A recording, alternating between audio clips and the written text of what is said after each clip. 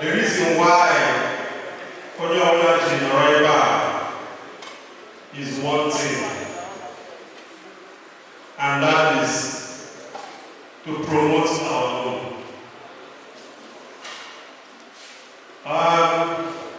Some time ago,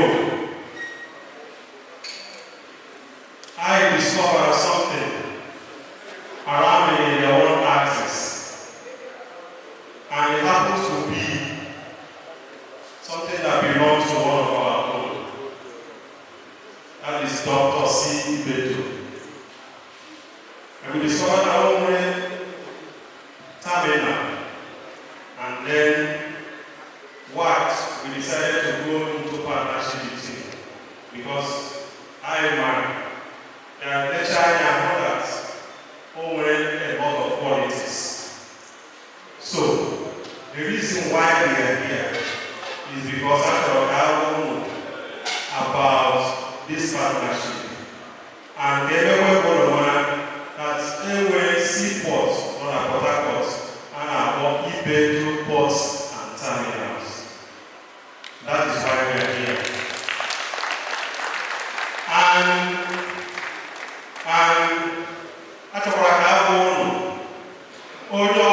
the business because every quality already works, stands for quality. And that same quality is what we are going to get at Ibeto ports and terminals. So, I'm going to break it back.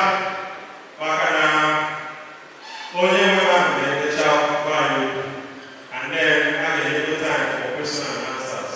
So, all the more we talk, 9 minutes will be back. So, when I ask Nnewi Importers, question? None. Thank you. Thank you very much. Thank you very much. Thank you very much for giving us that beautiful introduction. Ladies and gentlemen, in the name of please put your hands together as we bring live here Chief Sir Dr. Cletus Ibeto Omega Daddy as he comes to give us a word or two. Please put your hands together.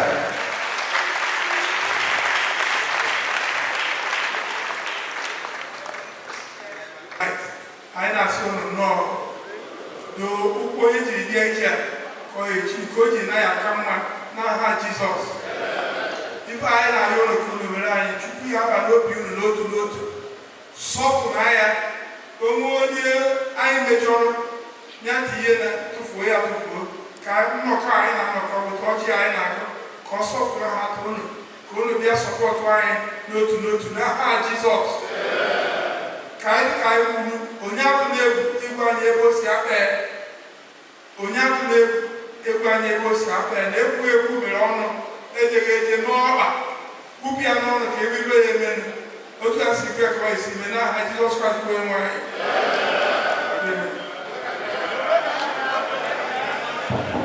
Importers Association Nnewi kwenu. Importers Association Nnewi kwenu. Kwezonu. Amen. Ka mbido n'onye isi Importers Association Chairman Austin Emmanuel ochie enyi m once enyi always enyi maka nsị a enyi m ọ dịkọ nke ebe enyi n'ọwa ochie enyi m gị na ndị isi oche gị na-emeje ọbụ na afa n'otu a na-ekene unu nnọọ na invitation anyị na-akpọrọ unu. Anyị nwere terminals ebe a na-park containers and cargoes ebe ji abịa terminal na anyị rụchara rụọ ebe a ga-park cargoes na general goods of all types. We have park terminals, we have park containers. Na kaiji Ibeto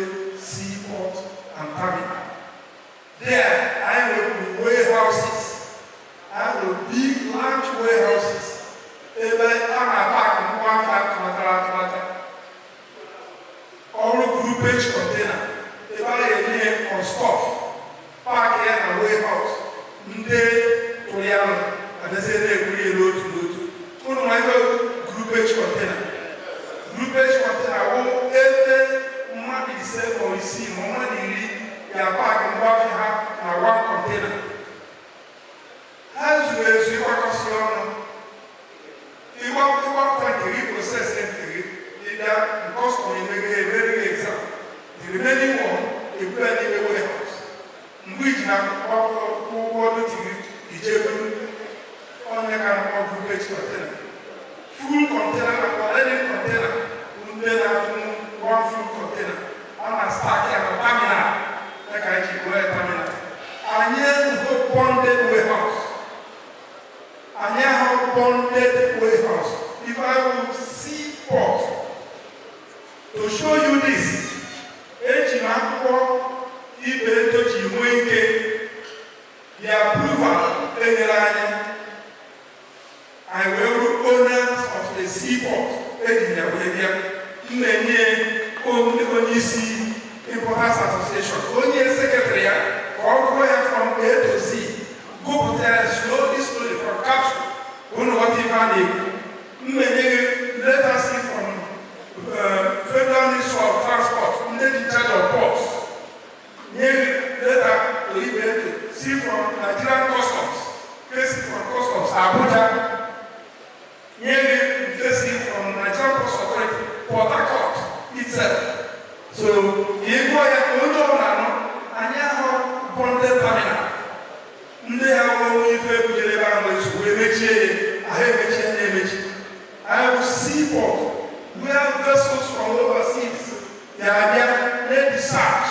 Now first call, or you have to go somewhere where they are going, Lucia, or they are going direct, go anywhere.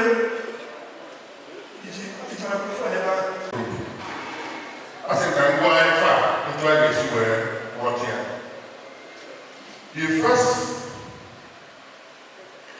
The first letter however from the Federal Ministry of Transportation, Abuja, addressed to the Managing Director, Nigerian Ports Authority, Marina Lagos. The subject matter for application for approval to grant Ibeto Jetty a vessel direct call / wharf status under the Rivers Port. When I respond to the application from Ibeto, the letter goes as follows.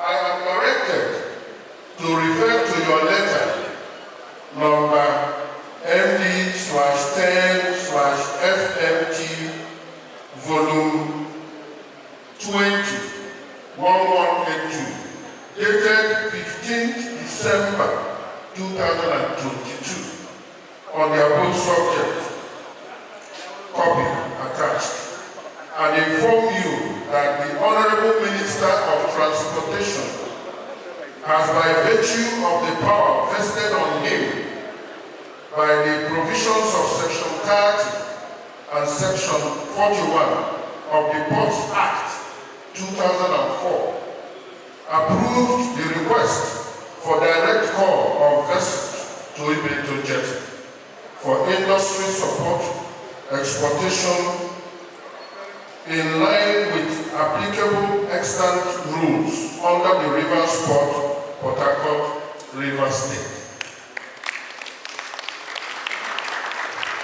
Number 2, the approval is, however, subject to obtaining the following: clearance from the Nigerian Customs Service, clearance from the relevant security agencies, any other regulations guiding the operation that may be issued by the Nigerian Ports Authority or relevant agencies from time to time. Number 4, ensure that the new status of the facility is documented as appropriate. Number 3, please accept the warm regards of the Honorable Minister. Director, Maritime Services for Honorable Minister Afiabu Babatunde Sule.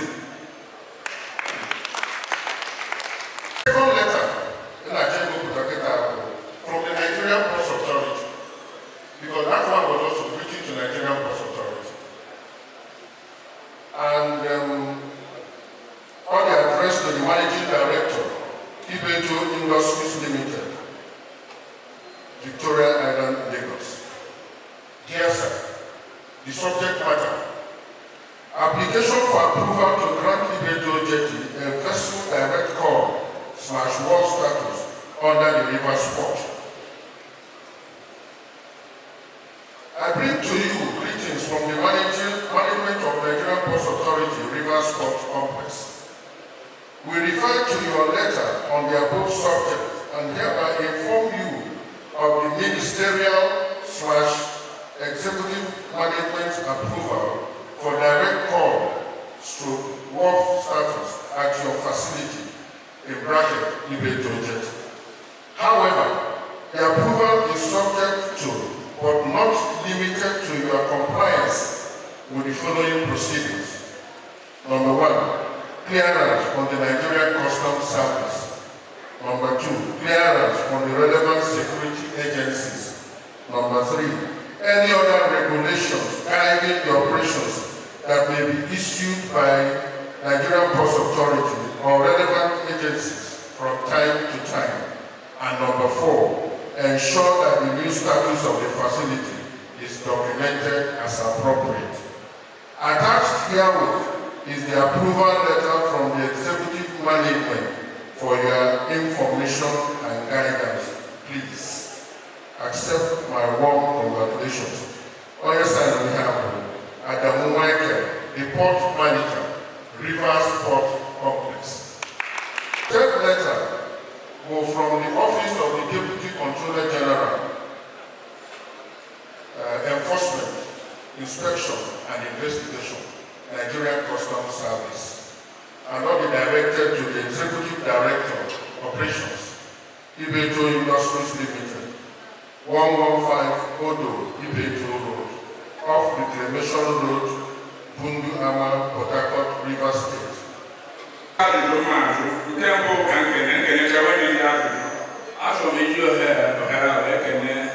Our boss in a special way, because it's a little threat for us, and the police can go in and so I bring you back. Then, if I'm going to ask and can go this seaport of every shipping company now. Why is it? Today, from where Nigerian approval last year till today, full loaded vessels, 34. Ibeto Neno, a discharge Ibuha Nakai. The names of the vessel are noted on the job, the name and yet discharge 34 ships loaded with various types of cargoes in Ibeto Seaport. And airport has been ever happy here when I keep it. I'm coming. And not just that charity begins at home. Ejimo Ambia, and one importance. Open ever can be no loss. I know. Eba can be done. Never and one leg come on after. Eba can be done. Eba can have a metal and lay away. Jeff and Lagos. Nata Korea Kato, Lele, Legide, from H19-9, shop, I the money over. Waiting at H18-3, shop, Nike. The back and the way to Avia. Only two is only one way to Aruna on the Anna to back and no. Will go out privately. Now prepare entering their pass, na customs, na protections. Into Africa, the will form, entry, type walk. We look at our colleagues, Onichi, or sign, it then pass and enter. Process a outlet, do the hour of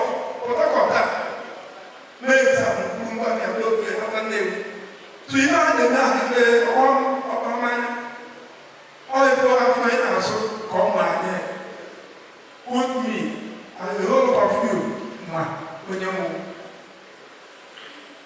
so, I'm going to go over there. And the matter of new appointment, Ibeto Seaport, who be a general here. If you are going to be one woman,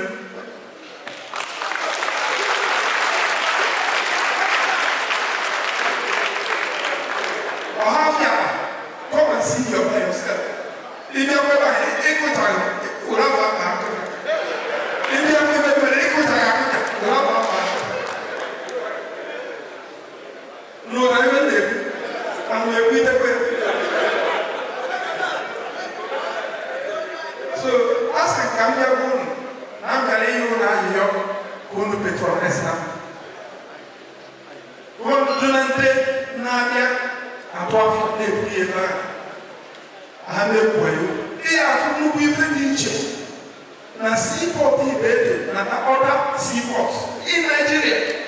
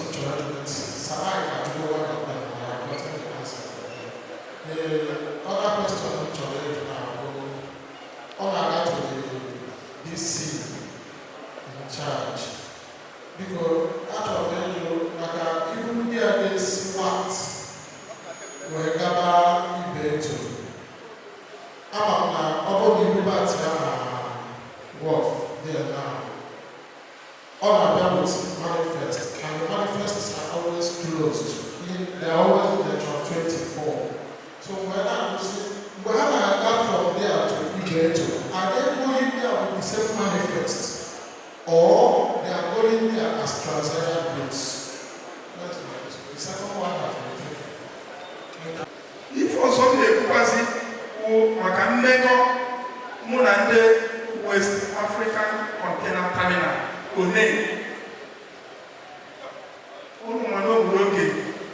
my news, television, and papers about our collaboration, Ibeto collaboration with West African Container Terminal.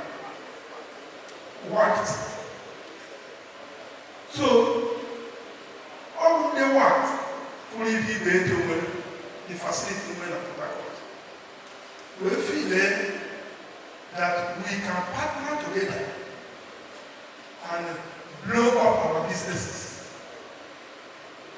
Even when we've had so has to feel it. Now, I'm not trying to I feel it. And with them, I partner. I made more progress to serve our people. It took us over 1 year to negotiate how to collaborate together. Those of you now come back from Nnewi Ibeto direct call vessel and wharf status or have direct. Then I talk from all parts of the world. Nnewi Ibeto direct call port. We not feel one shipload overnight. Because they took one container, you go on again, or no, and we can then move Bumba Harcourt. Also container now, or container, they will be able to keep it. Or one way they what? Load in China, I am to continue in the other port Ibeto. How would they get the rich? They will have. Because now West Africa Container Terminal, it is not for over 20 years. Every port in about containers never. So, I want to like patronize the number of containers. I like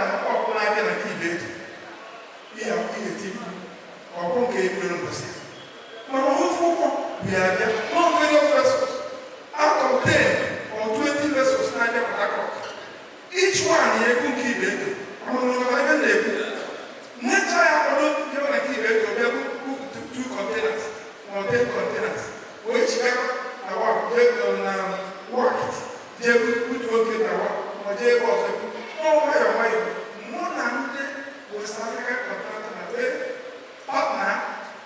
I need to read the whole ndo customer ni àwọn kan na yo ka buye tie ga no na je na ke ha o de se na ke ha e bu ko si yo no anye wo ro mo kan ni bu ye bu te na ki te o na ne be if I can I knew to for years before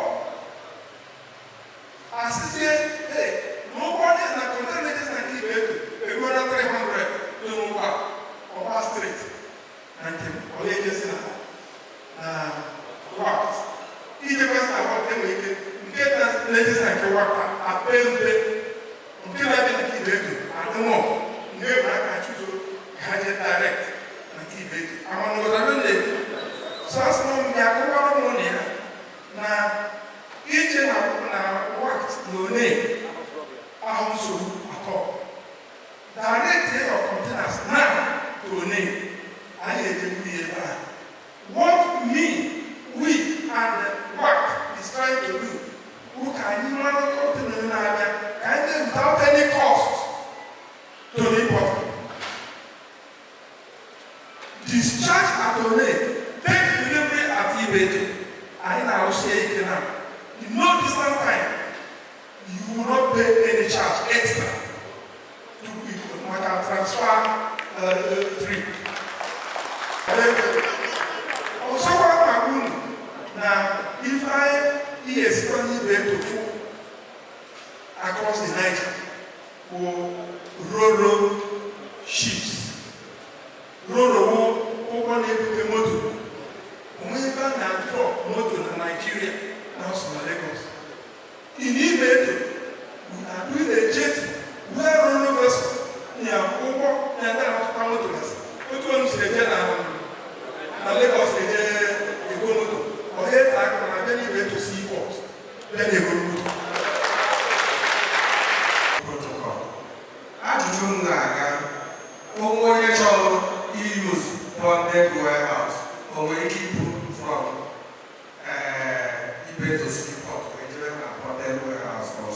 Osho. Then the issue of network on Igbo in new war. Because I will get put people up at a network and network at each with another and other line fast.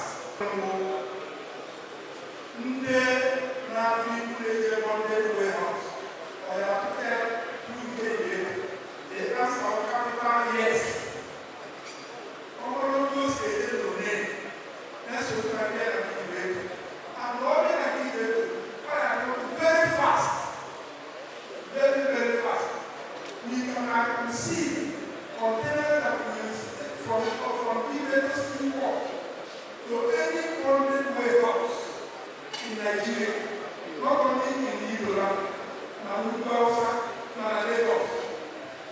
So, whenever we bonded warehouse anywhere, they are there, or our seaport for delivery. They are required to what to do. So, Ghana, the bonded warehouse, Ghana seaport. You know, Lagos seaport today. Port Harcourt only a seaport today. Area 1 seaport, Port Harcourt, all the same facility every other seaports in Nigeria. Ibeto Seaport. Today, we will be chocolate. That's number one. Number two, network. Even one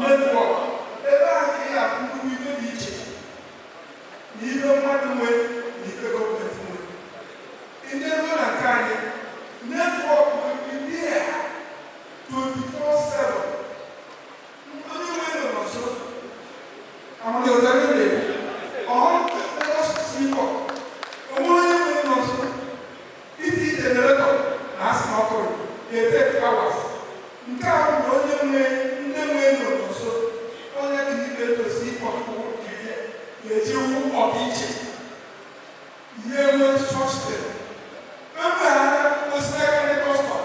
And when we found out 962, and they have mass fighting now, they will become the gospel.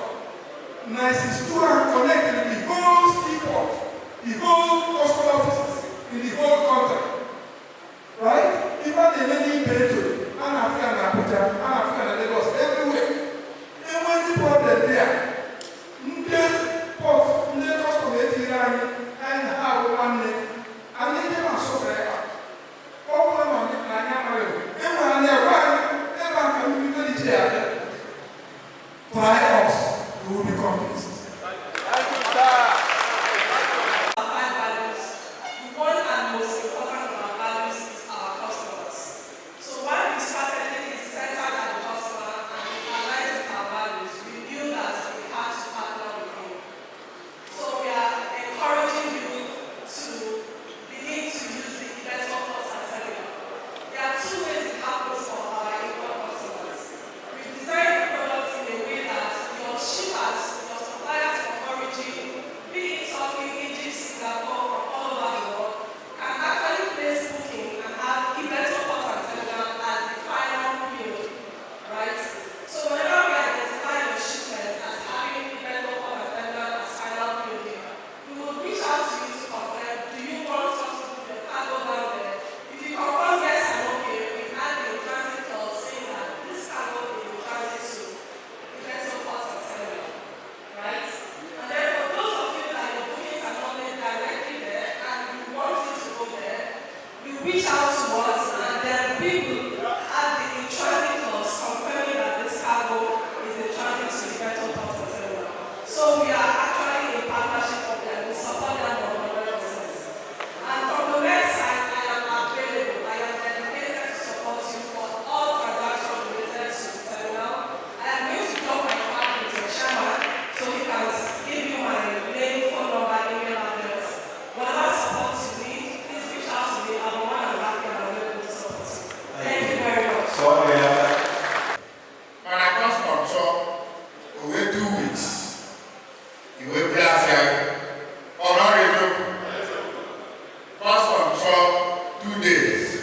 So now you know actually your the custom.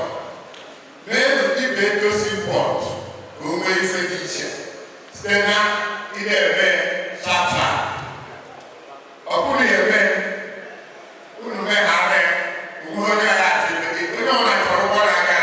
thank you very much. That is why at this meeting, this important, I now advocate for benchmark. What they don't query and publish it and meditate. Everyone will be after I no way for us automobile. We are advocating for benchmark. And now we are Seaport